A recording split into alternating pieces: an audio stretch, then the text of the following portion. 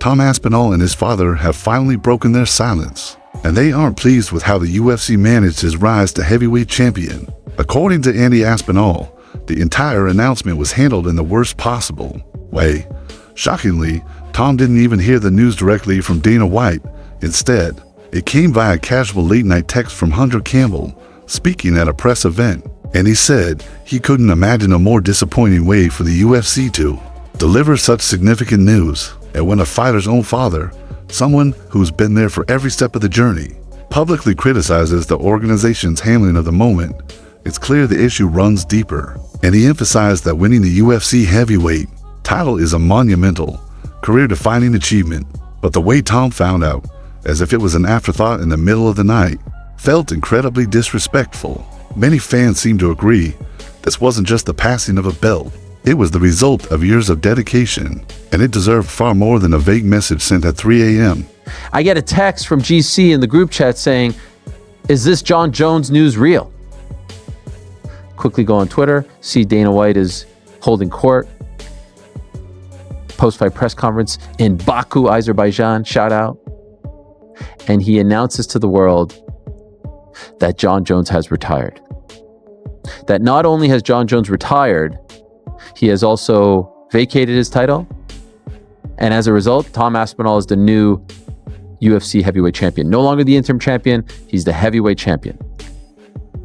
Something that should have happened 2 years ago when he beat Sergey Pavlovich at Madison Square Garden. Because that's really how this should have been handled from the beginning. Should have been handled. Jon Jones couldn't fight November of 2023. They called Tom Aspinall to save the day. He fights on 2 weeks' notice against Sergey Pavlovich. He knocks him out in a couple of minutes. He should have been the champion on that night. He should be approaching the 2-year anniversary of his reign. He beat Curtis Blades in July. Probably should have fought once already this year, maybe even this coming weekend. What's up, everybody? Breaking news. So you came to the right place. ESPN MMA YouTube channel, myself. We got DC on the line to talk to his best friend, his former rival, Jon Jones, officially retiring from the sport of mixed martial arts. We knew, DC, that this had been part of the conversation. We were hoping it wasn't going to be the conversation just yet. I mean, I selfishly was hoping for a fight between he and Tom Aspinall. I don't think I'm the only one. In fact, I know the whole world was kind of hoping for that. In the end, he is not fighting Tom Aspinall. He is retiring from the sport of mixed martial arts, announced by Dana White on Saturday. Your initial thoughts to the announcement that Jon Jones is officially retired from mixed martial arts? So my first thought, it was like, he actually did it. He actually did it. You know, like, I didn't think that he would walk away. I didn't know that, you know, he would allow for or would be able to handle what comes with making this decision right now in the optics of it, Brett. Do you understand what I'm saying? What it looks like to people. I didn't know that his ego would be able to handle walking away. I figured he would fight based on that. But he didn't. And it's crazy. I said something the other day, Brett, and I don't want this to be like me crapping on Jon Jones, but I said something on my YouTube channel. I said, if Jon Jones doesn't fight this guy, he quit. Right? He quit. And so he is. He's walking away because he doesn't want to fight Tom Aspinall. Because if Francis Ngannou was there or Alex Pereira was there, he'd be trying to fight those guys. He's made that very clear. He doesn't want to fight Tom Aspinall. And so Tom Aspinall can walk around now with his chest up, chin up, and say, I retired Jon Jones. Tom Aspinall retired Jon Jones. There is no doubt about that. Tom Aspinall's presence is the reason why Jon Jones is no longer the UFC heavyweight champion. Jon Jones said yesterday, the fight doesn't excite me. You can make a strong case that this would be the biggest Jon Jones fight since DC2 in 2017. 2017. That's how long. With all due respect to the Anthony Smiths, the Thiago Santoses, the Dominic Reyes, even Cyril Gane and Stipe. You're telling me those fights were bigger than this? What doesn't excite you about this? That you may lose? Listen, I've never subscribed to the Duck stuff, but the way this has been handled has been shameful. It's been shameful. Like I said, UFC got him the money. Once he said no, it was time to move on. Tom Aspinall wants to fight twice this year. He'd like to fight in October and at the end of the year. More likely than not, you aren't getting those two fights. in the prime of his life, when he's killing everyone, beating them by knockout in 60, 70, 80 seconds, he had to sit around and wait for a guy because the UFC didn't want to move on in what was something that could have been determined back in November. It's shameful. And the way John is trying to spin this by like, he's such an awesome guy. He's such a great guy. But, you know, he could slip. And there could always be another one. It's shameful is the word that keeps coming to mind. It's conniving. It's unfortunate because John does have one of the greatest resumes of all time. He really does. If you think he's the greatest of all time, God bless. You have a very strong case. But in my opinion, George St. Pierre never embarrassed himself, never embarrassed the organization, never cheated, never got caught using PEDs, beat the undisputed champion at 170, beat the undisputed champion at 185, never held up the division, vacated the title when he needed to, came back when he needed to. There's no debate. All these things matter.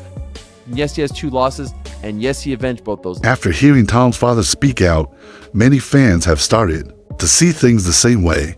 When the UFC officially named Tom as the heavyweight champion, it should have been a defining, celebratory moment, the beginning of a new chapter in the division. But instead, it came across as rushed, disorganized, and ultimately overshadowed. Tom's dad didn't mince words. He pointed out that the UFC's announcement lacked any real sense of occasion, no proper build-up, no satisfying conclusion to the interim title story, and no clear explanation of what was going on with Jon Jones. It wasn't just about handing over a belt. It was about showing respect, and too many, that respect was missing. You said the timeline for Jones, 2 weeks to decide what to do with the title, or whether it takes the fight or you're going to strip him. What do you think is more important, to keep the belt there so he can uphold his legacy, or we move the heavyweight division, take the title away from him? Jon Jones called us last night and retired. Jon Jones is officially retired. Tom Aspinall is the heavyweight champion of the UFC. And John had been telling us for quite some time, I already told the UFC my plans. I'm not sure why they haven't done anything with it. But it seems as though as he continued to try and hint at what his plans were, the UFC felt like their hand was forced and they had to put it out there. Because at this point, what are we waiting for? Now, Tom Aspinall is coming to Las Vegas this week. He will be there back end of the week. He was told that a decision would be made by International Fight Week. Why I think this is ludicrous that it all went down like this was, we had waited so long for the resolution to this issue. Could they have not done something in Las Vegas in front of all the fans before the press conference, after the press conference, before the weigh-ins, after the weigh-ins, in the middle of the card on Saturday, before the fight, after the fight, presenting Tom with the belt, saying, you are the man, this is the glamour division, you are the baddest man on the planet, you're the heavyweight champion, you've done it all right, everything we've asked of you. Why not do it like that? He's literally going to be there in a couple of days. Where every media member, every fan is going to be there. You do it like this? In a throwaway, midway through a press conference in Baku, Azerbaijan, in the middle of the night over there, when no one's paying attention, you do it like that? What is that? When you're an interim champion, they only make an interim champion when the champion cannot defend the belt. So for Jon Jones, he couldn't defend the belt because he tore his pec muscle. So the interim champion means he should be fighting the champion right off the bat. That's not the case with Jon Jones, right? Because Jon Jones is going to fight Stipe Miocic. So the interim champion is supposed to sit there and wait. But by law, in like the regulations, once Jon Jones steps in the cage, he is stripped of his interim champion because the champion has returned. There is no longer for interim champion. What is the point of having an interim champion when the champion is ready to fight? This is the only sport in the world you can have somebody hold your career back. Yep. I've been almost a year inactive with no prospects of anything. Just be ready, and we'll just let you know. Yeah. And then it's kind of difficult, like mentally, to. Oh yeah. This is the fight against Jon Jones. Like, not the fight is another thing. Yeah. This is the tricky bit where I really have to stay switched on, stay motivated, and. I'm trying my best. Trying. It's tough. As you said a minute ago, no one really knows what's going on behind the scenes apart from me. Exactly. You're in office cooking. I train all the time anyway. Just because I've not got a fight doesn't mean I don't train. Like, I honestly can see John's point of view. I get it. Yep. I get it. It's just about the title for me. Yep. I just want the title. That's it. Yep. Does nothing else really matters. So you're like, let me do my thing. Let me fight. I just want to fight. And I think that's the respectful way to go about it. It's like, you don't care if it's John, and it's no disrespect to John. It's no disrespect to anybody out there. You're just trying to fight. I just want to fight. Yep. No, man, John's retired. What are we talking about, guys? This is John. You guys don't follow John on social media? I don't follow him on social media. He said that. No, me too, actually. Me too. But the guy is living his best life. He's had a fantastic career. We all know. We know John's a religious man, so I want to say God bless him moving forward in what he does with his life and his career. And you know, we move on. We move on. I'm the undisputed heavyweight champion of the world. I'm ready to take on all comers, get this division moving again. Us guys have been waiting around too long. You know, the contenders are getting sick of it. Everybody's getting sick of it. Even the fans are getting sick of this stuff. So John's retired and it's time that we move on. Retired John Jones. Just as he predicted, Tom Aspinall, over a year ago, I think, said, I will retire this man without even having to fight him. He's never going to fight me. And despite all the umming and ahhing and all the fucking pretending that he was going to actually ever get in the cage with Tom Aspinall, John Jones has done what we always knew he was going to do. He's tucked tail and ran. Imagine calling yourself a goat and yet behaving like such a duck. I mean, this is like back in the playground. John Jones has got a bike. Tom Aspinall's come over and goes, give us your bike now. What you have to do then is fight. You have to defend what your shit is and say, no, you're not going to take this. And do you know what John Jones did? You have it. I don't want to fight. You can have it. This is unbelievable. The greatest of all time. What a load of shit. I'm sorry. Never going to call that him the GOAT ever again. Because being the greatest of all time is not just about winning. And that's what John Jones doesn't understand. It's about how you conduct yourself throughout the whole of your career. Are you willing to fight the biggest challenges, the biggest tests, go in there and test yourself against everyone? And John Jones proved, without a shadow of a doubt, his biggest test, stepped up and he bottled it well and truly. Remember this clip from like over a year ago when John actually met Tom in person? Respect, man. All the best. Respect. All the best. Do a quick picture. Sure. Yeah? Let's get it. A face off. No, okay. He wouldn't even face off with Tom Aspinall, let alone get in a cage with him. And after all of the fannying around and waiting for John Jones to man up and strap his balls on and defend his heavyweight title, because you've never really earned it. You beat a guy who wasn't even the champion. You beat Stipe. Oh my God, what a farce that fight was. That will go down as the most pointless, pathetic fight I can imagine. For a fighter like Tom, someone who stayed patient, trained relentlessly, and stepped up when the heavyweight division needed him the most, this should have been a massive, career-defining moment. That's exactly why the MMA community is once again criticizing the UFC for how poorly the situation has been handled. John Jones was never stripped of the title when many believed he should have been. Instead, he spent months abroad posting from Thailand, circling around the issue and keeping both fans and Tom stuck in uncertainty. Rather than setting a clear direction for the division, the UFC let Jones dictate the pace. They waited, they stalled, and now, with Jones officially stepping away, it feels like Tom's crowning moment was treated as little more than an afterthought. Like, surely we can't be that apathetic about the product. Surely we can't care that little about the state of things. This is the heavyweight championship of the world. That's how you announce that Tom Aspinall is the king. That's how you announce that John Jones is retired. That's massive news. When Michael Jordan, the GOAT of his sport, retired, there was a huge press conference and every single media member under the sun was there. John Jones's retirement is a throwaway, midway question in a press conference in the middle of the night in Baku, Azerbaijan. Does anyone else not see the lunacy in all of this? It's absurd. It's absolutely absurd. And so I was trying to figure out, why didn't they just wait? Why didn't they just wait? Why didn't they do something in Vegas, a presentation, a ceremony, something to make this feel big, special, to wash away the annoying nature of the past 7 or so months as we are constantly told it's going to happen, it's going to happen. I guarantee it's going to happen. Up until recently, a couple of weeks ago to Jim Rome, it's going to happen. It's going to happen.